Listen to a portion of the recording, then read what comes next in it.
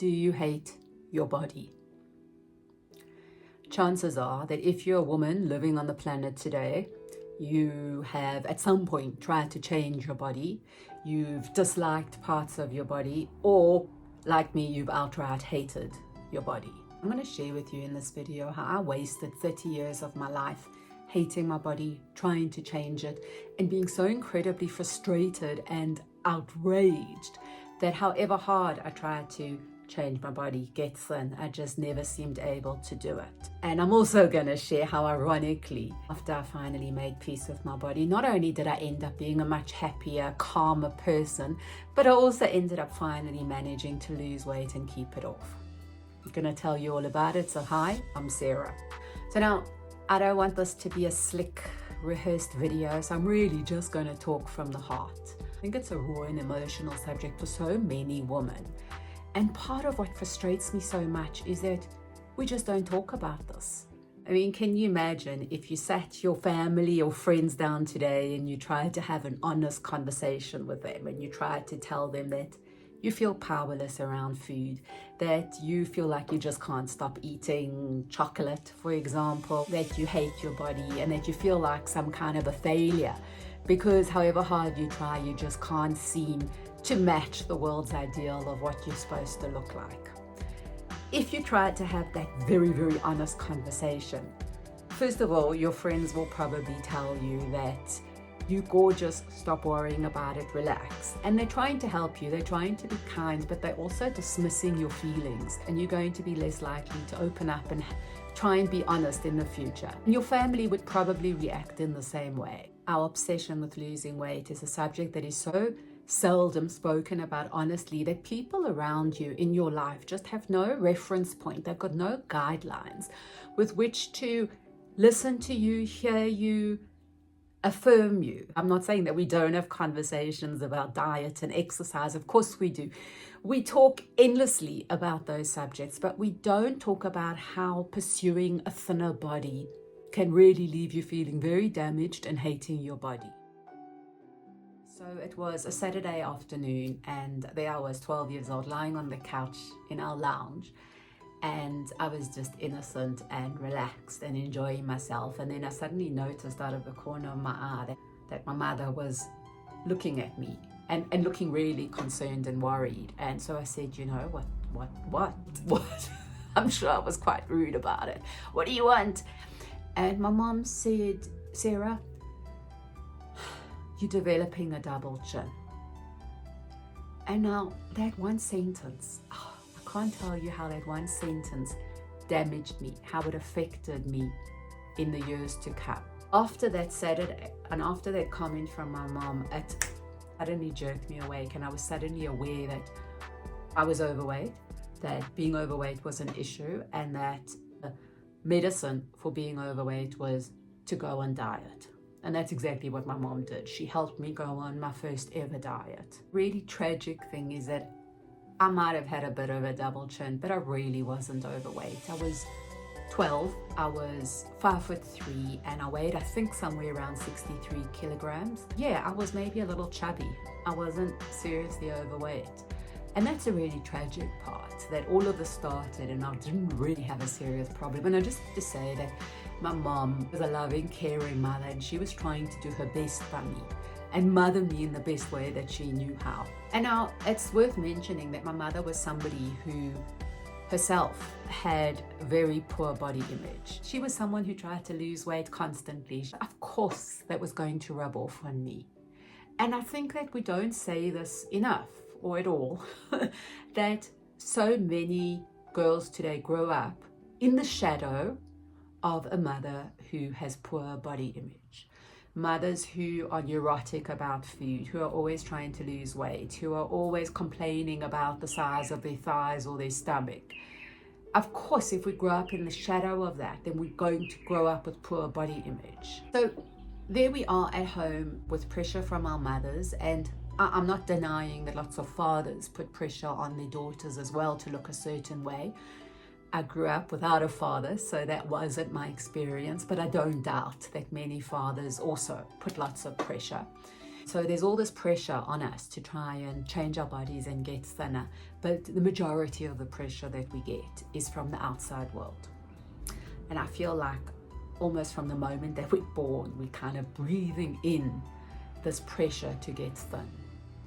And it's because that's what we get exposed to. We walk out our front door and everywhere we see images of thin people being happy, being loved, being adored, being successful, going overseas, all the things that we want. There are those thin people experiencing that, and those people are considered beautiful.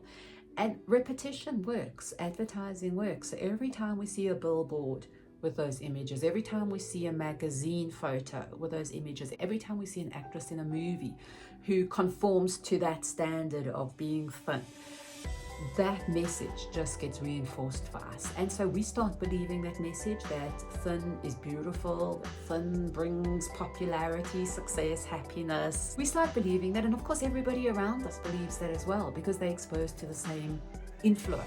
I mean, I really just allowed myself to be completely brainwashed into believing that getting thin would improve my life in dramatic ways and would give me a sense of self-worth.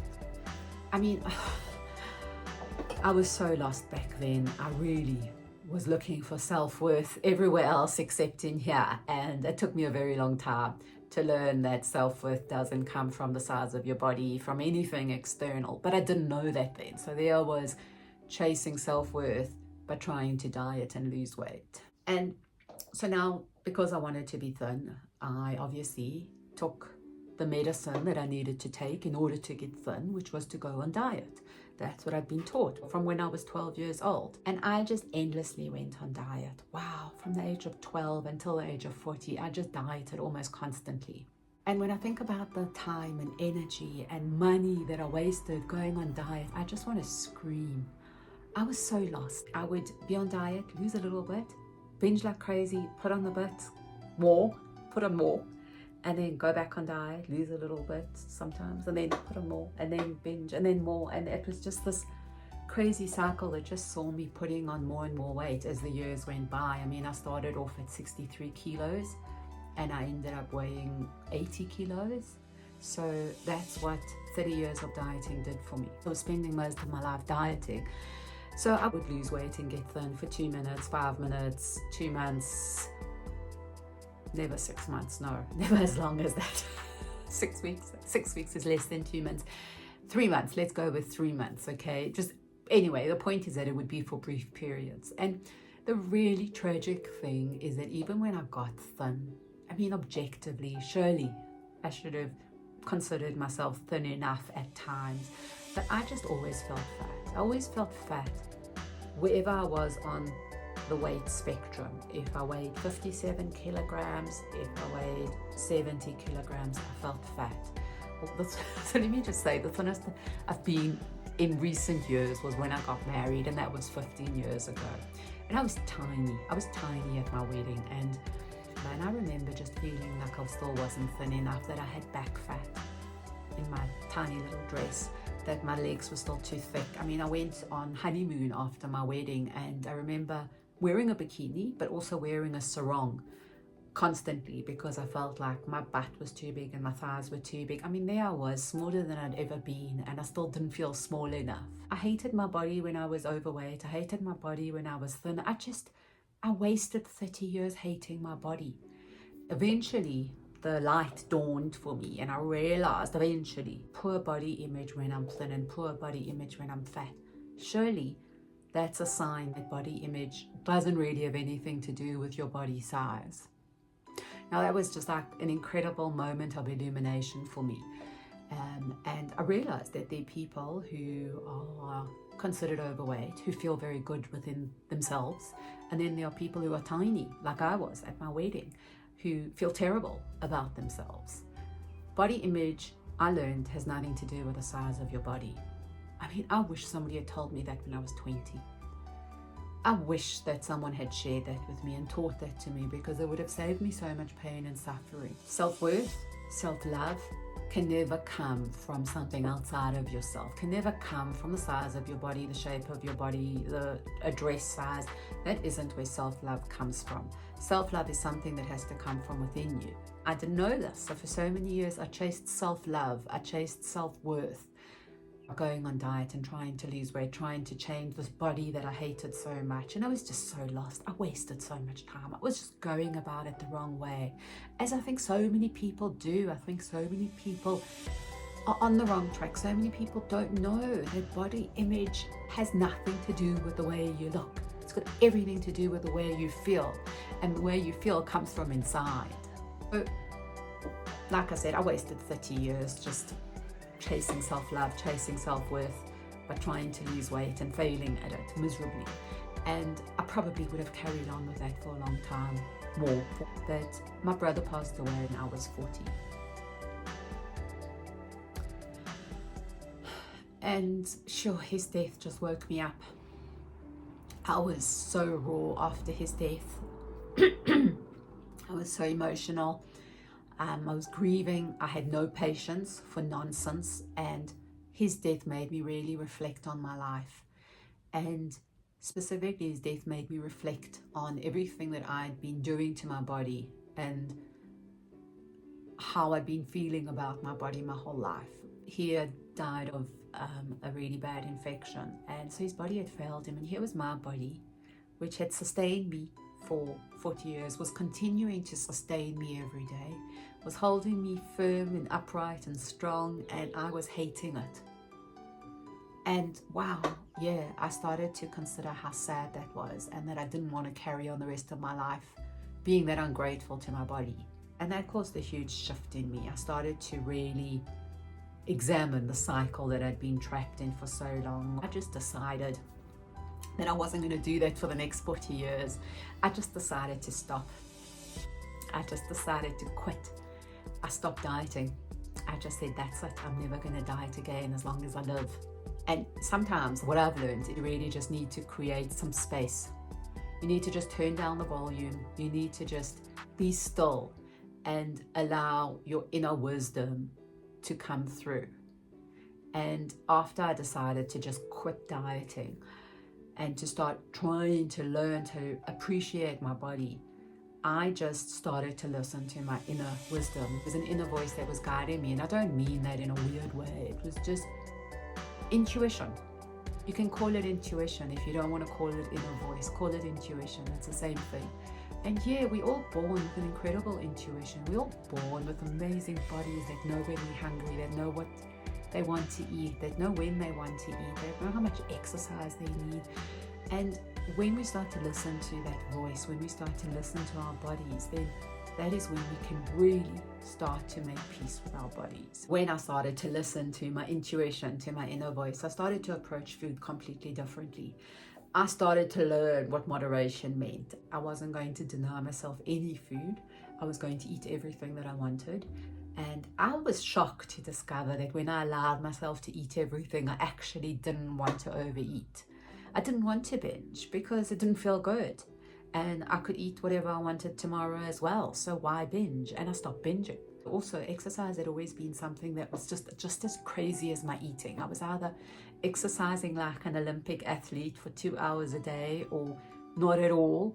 And I started to exercise moderately, 4 days a week, consistently, and exercising regularly really changed the way I felt about my body. I also started to try and experience joy right now. As dieters, we spend our entire lives looking to the future, to when we are going to be thin, to when we're going to lose the next kilo or pound, to when we're going to get into the next dress size, to when we can fit into our jeans. It's always forward looking, and we miss out on the moments right now that we should be experiencing. And I decided I wasn't going to keep waiting for some future point when I was thinner or fitter or leaner or whatever. I was going to start feeling good right now and doing nice things and buying myself the amazing clothes and having my hair done and having my nails done and doing all of the things I'd always waited to do for when at some point when I was going to be thin enough.